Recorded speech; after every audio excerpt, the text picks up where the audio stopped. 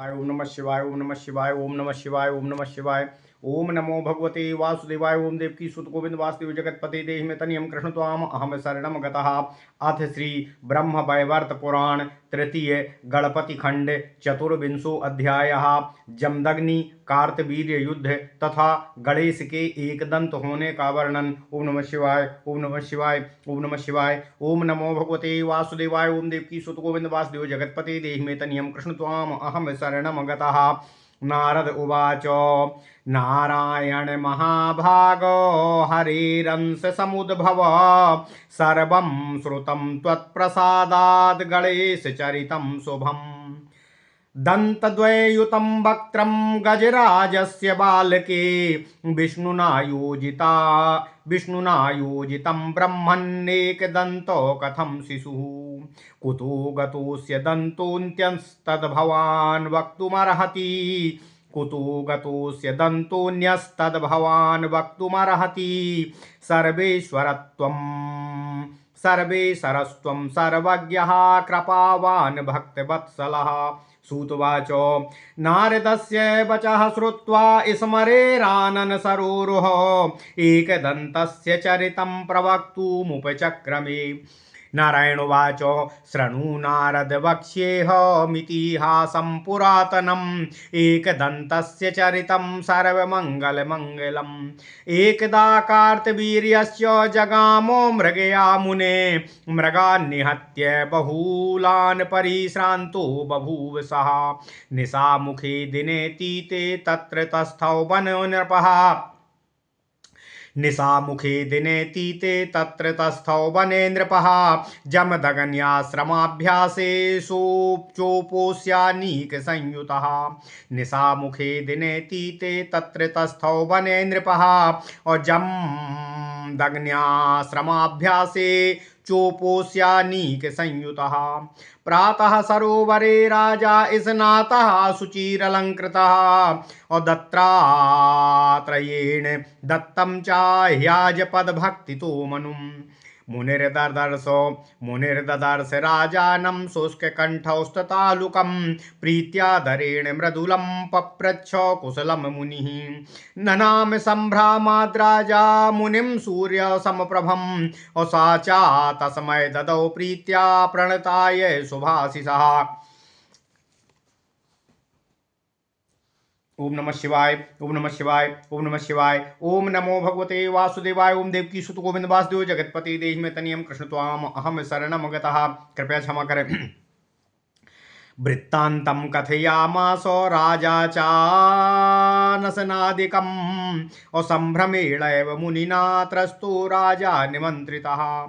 विज्ञाप्यं तं मुनिश्रेष्ठो प्रययो स्वालयं मुदा एकदत्तं कामधेनुं कथयामास भीतवतो। उवाच सा मुनिं भीतं भयं किं ते मयि स्थिते। और जगद्भजयितुं शक्तस्त्वं मया को कृपा मुने। उवाच सा मुनिं भीतं भयं किं ते मयि स्थिते। जगद्भजयितुं शक्तस्त्वं मया को नृपा मुने। राजभोजनयोर्ग्याहं और यद्यद्द्रव्यं प्रचायसे। राजभोजनयोर्गाहं यद्यद्रव्यं प्रयाचसे। सर्वतुभ्यं प्रदास्यामि त्रिषु लोकेषु दुर्लभम्। ओम नमः शिवाय ओम नमः शिवाय। ओम नमो भगवते वासुदेवाय ओम देवकी सुत गोविंद वासुदेव जगतपते देहि में तनियम कृष्ण त्वाम अहम शरणम गतः। ओम नमः शिवाय ओम नमः शिवाय। सौवर्णानि च रौप्याणि पात्राणि विविधानि च अभोजनार्हण्यसंख्यानि पाकपात्राणि यानि च। शुद्धरत्नविकाराणि पानपात्राणि यानि च। पात्राणि स्वादुपूर्णानि प्रददौ मुनये च सा। नानाविधानि स्वादूनि परिपक्वफलानि च।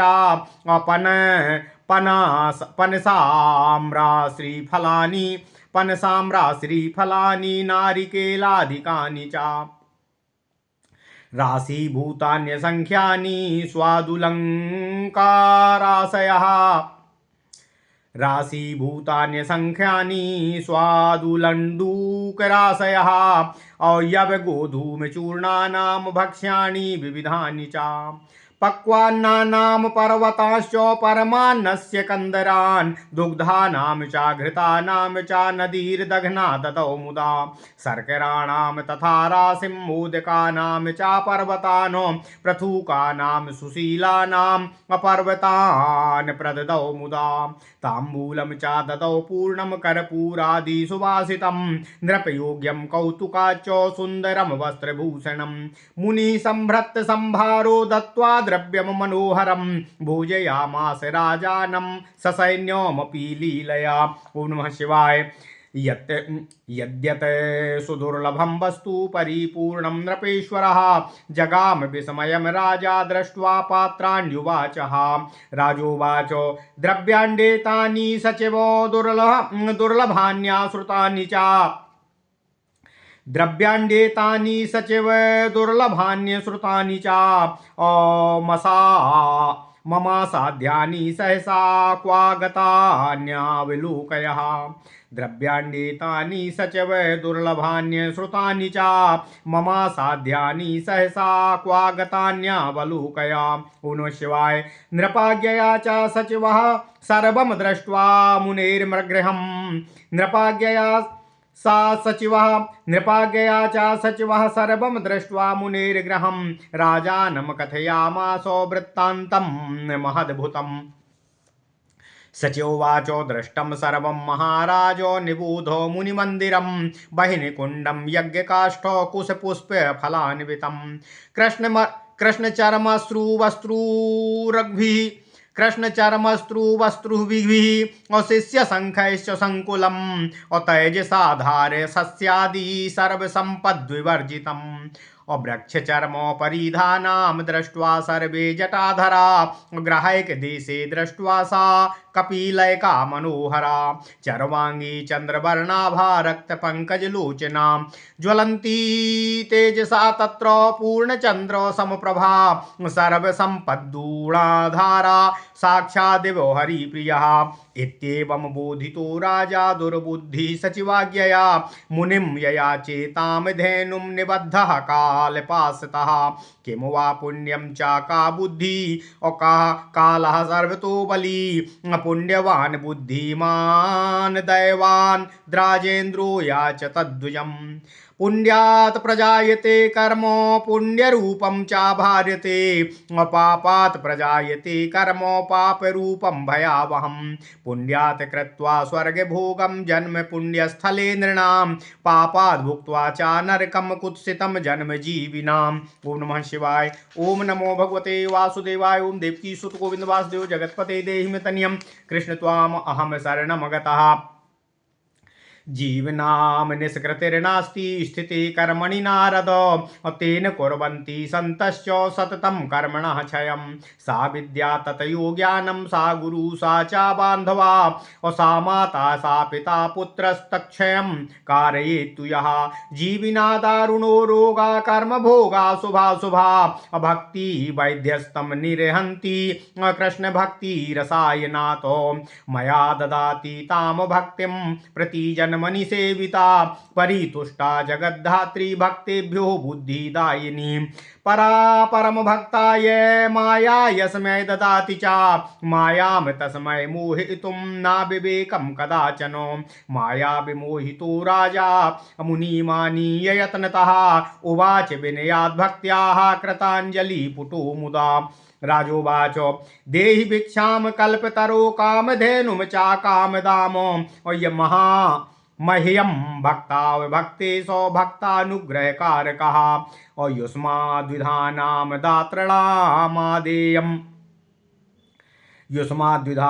दातॄणां देयं नास्ति भारते दधीचिरदेवताभ्यश्च ददौ स्वस्ति पुरा श्रुतम् भ्रभंग भ्रभंग लीला मात्रेण तपोरासे तपोधना समूहम कामधेनु नाम सृष्टम सक्तोऽसि भारते। ओम नमः शिवाय। मुनिर्वाच अहो व्यतिक्रमं राजन् ब्रवीषि शठवञ्चकः। अहो व्यतिक्रमं राजन् ब्रवीषि शठवञ्चकः। दानं दास्यामि विप्रोऽहं क्षत्रियाय कथं नृपः।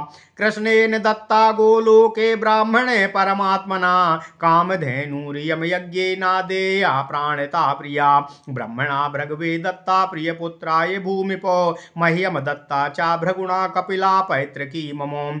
गोलोकजा कामधेनु दुर्लभा भुवनत्रये लीला मात्रात् कथमाहम कपिलां सृष्टुमीश्वरः। नाहं रेहालिको मूढो स्तुल्यानुत्थापितो बुधः क्षणेन भस क्षणेन भसम सात कर्तुम अक्षमोह मतथिं विना। ओम नमः शिवाय। गृहं गच्छ मे कोपम नैव वर्धया। गृहं गच्छ मे कोपम नैव वर्धय। पुत्रदारादिकं पश्य दैवबाधित पामरा। अमुनिस्तद्वचनं श्रुत्वा चुकूप सा नराधिपा नत्वा मुनिं सैन्यमध्यं प्रययो विधिबाधितः। गत्वा सैन्यसङ्कासम् असाकोप प्रस्फुरिताधरा किङ्किरान् प्रेषयामासो धेनुमान् इतुं बलात्। कपिला सन्निधिं गत्वा रुरुदो मुनिपुङ्गवः कथयामास वृत्तान्तं शोकेन हतचेतनः। रुदन्तं ब्राह्मणं दृष्ट्वा सुरभिस्तमुवाचः साक्षात् लक्ष्मी स्वरूपा सा भक्तानुग्रहकारिका। ओम नमः शिवाय। ओम नमः शिवाय। ओम नमो भगवते वासुदेवाय। ओम देवकी सुत गोविंद वासुदेव जगत्पते देहि मे तनियं कृष्ण त्वाम अहम शरणं गतः।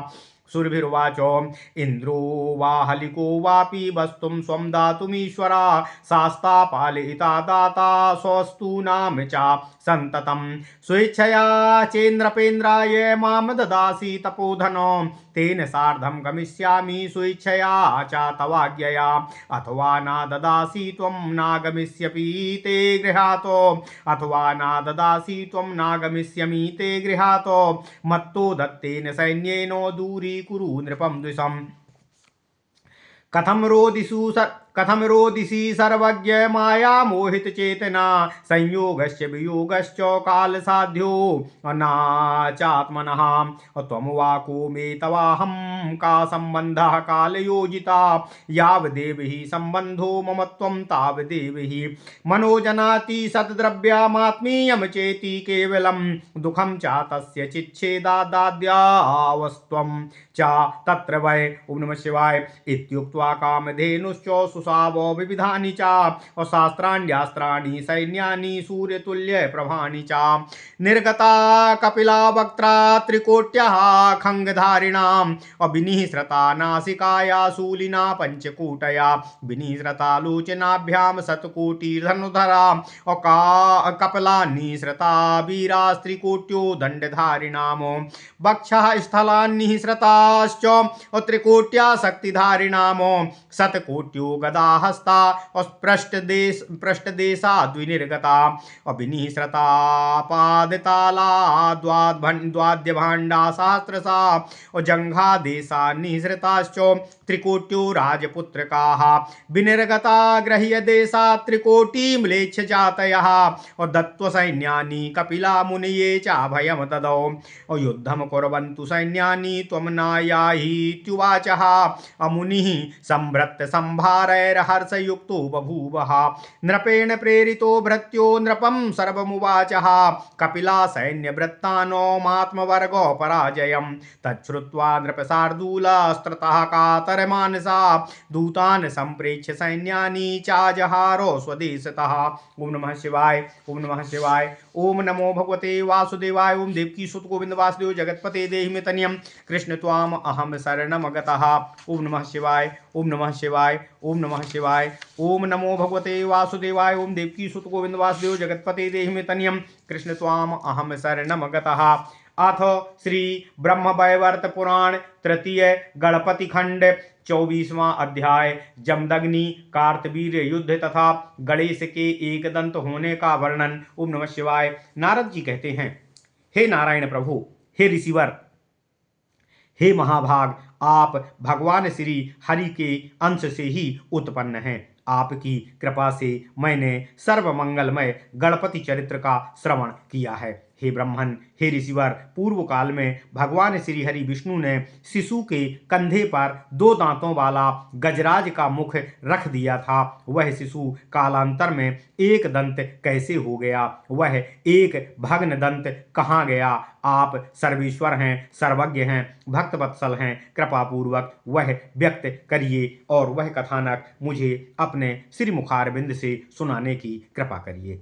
सूत जी कहते हैं, हे ऋषियों, नारद का वाक्य सुनकर मंद मुस्कान युक्त ऋषि नारायण ने एक दंत भगवान गणेश के चरित्र का वर्णन प्रारंभ किया। श्री नारायण ऋषि कहते हैं, हे नारद, सर्वमंगल समूह का भी मंगल करने वाला यह पुरातन इतिहास रूपी एक दंत प्रसंग है जिसका वर्णन मैं तुमसे कर रहा हूँ, उसका श्रवण करो। हे मुनिवर, हे नारद, एक बार कार्तवीर्य राजा आखेट के लिए अर्थात शिकार के लिए वन में गया। वहां उन्होंने अनेक मृगों का हनन किया अर्थात वध किया, जिससे वे अत्यंत थक गए और इसके बाद वे संध्या काल में उसी वन में जमदग्नि ऋषि के आश्रम के पास ससैन्य अर्थात सेना सहित विवश होकर विश्राम किया।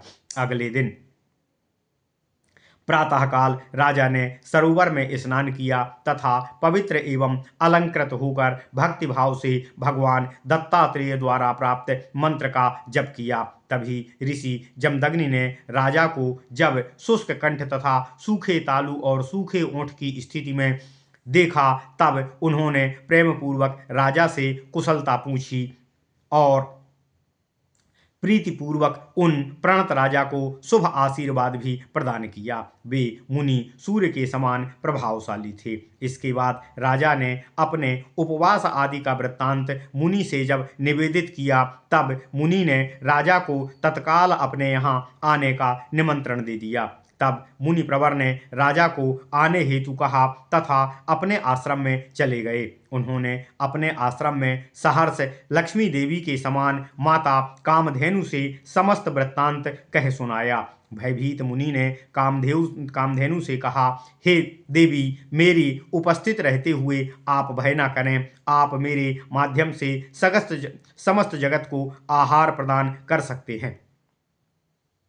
कामधेनु ने कहा, हे मुनिवर, मेरे आपके यहाँ रहते हुए आप भय न करें। आप मेरे माध्यम से समस्त जगत को आहार और भोजन आदि प्रदान कर सकते हैं। हे मुनिवर, राजा के भोजन हेतु आप जो कुछ याचना करेंगे मैं वह सभी पदार्थ भोजनार्थ आपके सम्मुख उपस्थित कर दूंगी, जो त्रैलोक्य में भी दुर्लभ होंगे।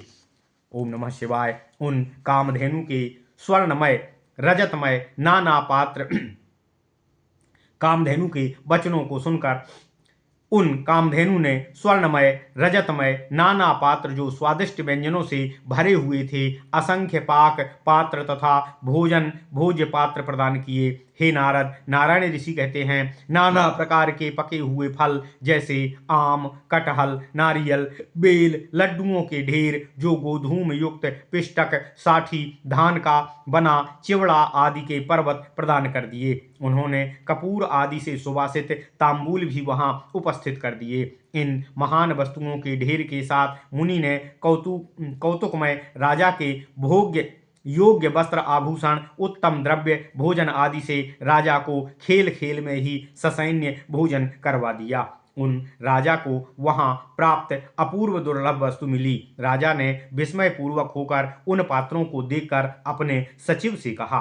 राजा कहते हैं, हे सचिव, ये सभी दुर्लभतम वस्तुएं हैं। मैंने इनके बारे में सुना तक नहीं है। ये सब मेरे लिए तो अप्राप्य ही हैं। ये सब सामान सहसा कहाँ से प्राप्त हुआ होगा, तुम इसका पता लगाओ। राजा की आज्ञा से सचिव ने मुनि के गृह में सब ओर देखा और राजा के पास आकर अत्यंत आश्चर्यमय वृत्तांत राजा से निवेदन किया। सचिव कहता है, हे महाराज, मैंने मुनि के यहाँ सब ओर देख लिया है। वह कहता है, हे महाराज, मुनि का आश्रम तो अग्निकुंड, यज्ञकाष्ठ, कुश, पुष्प, फूल, कृष्णसार, मृगचर्म, अनेक श्रुक, श्रुव तथा शिष्यों से भरा हुआ है।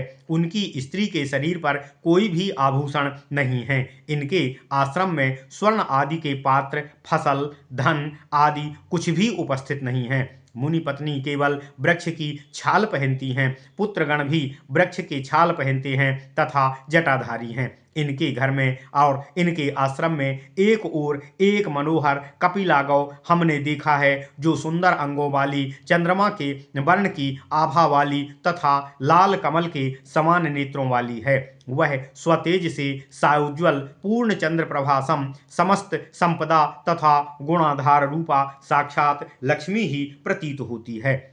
एवं विद सचिव ने उस दुर्बुद्धि राजा से समस्त वृत्तांत कह सुनाया। उस कालपासबद्ध राजा ने सचिव से सब हाल जानकर मुनि से उस धेनु की याचना की। हे नारद, नारायण ऋषि कहते हैं, संसार में पुण्य, बुद्धि आदि सबसे बढ़कर दैव बलि होता है। अतः पुण्यात्मा तथा बुद्धिमान नृपति ने ब्राह्मण से धेनु को मांग लिया। भारतवर्ष में पूर्व पुण्य से पवित्र कर्म की इच्छा होती है तथा पूर्व पातकों से भयजनक पाप कर्म करने के लिए प्रवृत्ति विद्यमान होती है। मानव समस्त पुण्य बल से पहले स्वर्ग भोग तथा पुण्य बल के स्थान में जन्म लाभ तथा पुण्य स्थान में जन्म लाभ प्राप्त करता है तथा वहां पाप करने पर नरक भोग के उपरांत कुत्सित कुल में जन्म मिलता है।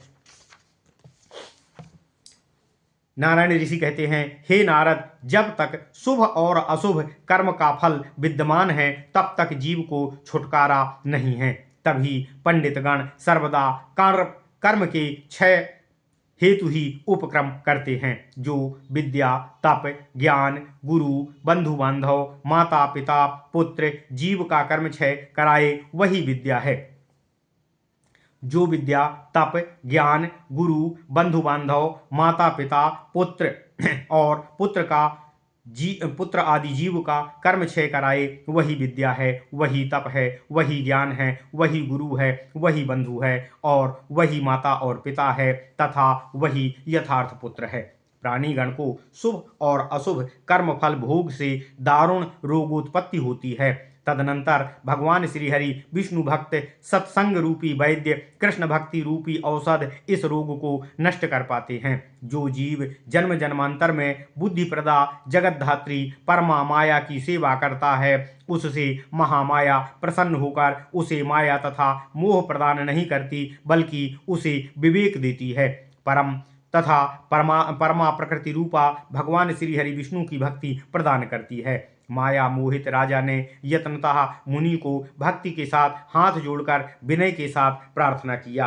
राजा कहता है, हे कामना देने वाले मुनिवर, मुझे भिक्षा में कामधेनु प्रदान कीजिए।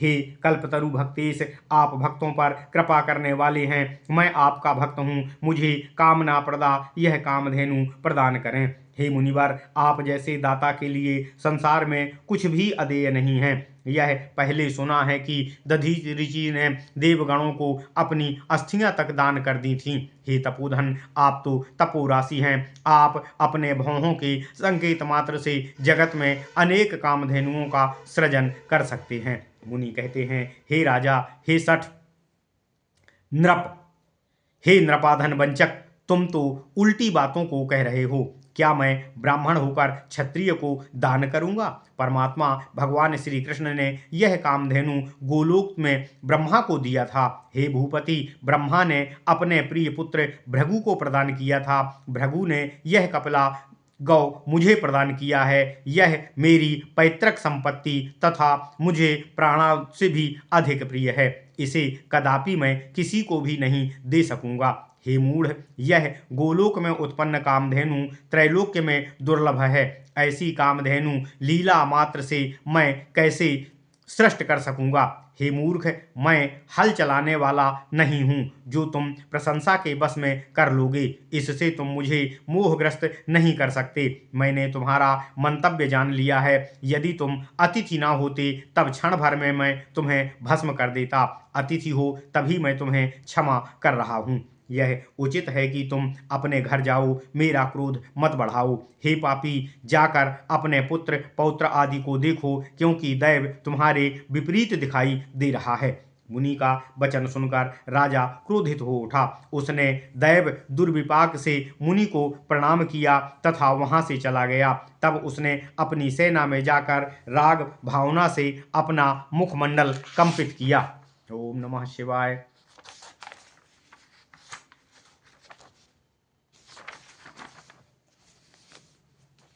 मुखमंडल कंपित करके बलात् ही गौ हरण करने के लिए अपने सैनिकों को भेजा। उस समय क्रोध से राजा के अधर कंपित हो रहे थे। इधर वे मुनि प्रवर कपिला के पास जाकर रुदन करने लगे। उन्होंने शोक के कारण हतबुद्धि होकर समस्त वृत्तांत उस कपिला गौ से जा सुनाया। तब मुनि को रुदनग्रस्त देखकर साक्षात देवी लक्ष्मी स्वरूपा वह गौ अपने भक्तों पर कृपा करने वाली सुरभि मुनि से कहने लगी। सुरभि देवी कहते हैं, हे मुनि, इंद्र से लेकर क्षुद्र लोक तक सभी को अपनी वस्तु का दान पालन उस पर शासन करने का अधिकार है। हे तपोधन, हे मुनि श्रेष्ठ, यदि आप स्वेच्छा से मुझे राजा को देते हैं तब मैं आपकी आज्ञा से राजा के पास चली जाऊंगी, पर यदि आप मुझे नहीं देना चाहते हैं तब आपके गृह से मैं कदापि नहीं जा सकती हूँ। आप मेरे द्वारा प्रदत्त सैन्य द्वारा राजा को दूर करें। हे सर्वज्ञ मुनि, नारायण ऋषि कहते हैं, हे नारद, आप गौ कहती है कि हे ऋषिवर, आप रुदन क्यों करते हैं? आपका चित्त माया से मोहित क्यों हो रहा है? संयोग वियोग तो होना काल के कारण ही होता है, उसमें कदापि किसी का बस नहीं रहता। आप कौन हैं, मैं कौन हूँ, यह मेरे और आपके बीच का संबंध केवल काल के द्वारा स्थापित किया हुआ है। तभी तक ममता रहती है जब तक यह संबंध विद्यमान रहता है। जब तक मन जिस किसी भी वस्तु को अपनी मानता है तभी तक उस पर उसका स्वत्व रहता है। जब तक किसी वस्तु को अपने स्वत्व के अंतर्गत हम मानते हैं तभी तक उसे वस्तु के विच्छेद से दुख का अनुभव करते हैं। भगवती सुरभि कामधेनु ने सूर्य के समान प्रभावशाली नाना प्रकार के अस्त्र शस्त्र तथा सैन्य समूह को उत्पन्न करना प्रारंभ कर दिया। कपिला के मुख से 3 करोड़ खड़ग हस्त पुरुष, नासिका से 7 कोटि शूलधारी पुरुष, कपाल से 3 कोटि दंडधारी पुरुष, दोनों नेत्र से 7 कोटि धनुर्धारी पुरुष, वक्ष स्थल से 3 कोटि शक्ति अस्त्रधारी वीर, पृष्ठ देश से 7 कोटि गदाधारी पुरुष निर्गत हुए। कामधेनु के पद तल से हजारों हजार वाद्य भांड निकले। उनके जांघ से 3 करोड़ राजपुत्र निर्गत हुए। कामधेनु के गुह्य देश से 3 कोटि म्लेच्छ जाति वाले निकले। कपिला ने यह सैन्य मुनि को देकर उनको अभय प्रदान किया। कामधेनु ने ऋषि से कहा, हे ऋषिवर, समस्त सेना युद्ध करेगी, आप वहां न जाएं। जमदग्नि इस सैन्य संभार से युक्त होकर अत्यंत हर्षित हो गए। उधर राजा के दूतों ने राजा से कामधेनु द्वारा उत्पन्न सैन्य का समस्त वृत्तांत वर्णित किया। इससे राजा ने उन दूतों को अपनी पराजय की आशंका को जान लिया। तब राजाओं में प्रधान कार्तवीर्य ने कातर होकर अपने देश में दूतों को भेजा और वहां से अपनी विशाल सेना को मुनि के युद्ध करने के लिए बुला लिया। ओम नमः शिवाय। इति श्री ब्रह्मवैवर्त महापुराणे तृतीय गणपति खंडे नारद नारायण संवादो एकदंत्य हेतु प्रश्न प्रसंगे जमदग्नि कार्तवीर्य युद्धारंभ वर्णनम नाम चतुर्विंशो अध्यायः। ओम नमः शिवाय, ओम नमः शिवाय, ओम नमः शिवाय। ओम नमो भगवते वासुदेवाय। ओम देवकी सुत गोविंद वासुदेव जगतपते देहि में तनियम कृष्ण त्वाम अहम शरणम गतः। ओम नमः शिवाय।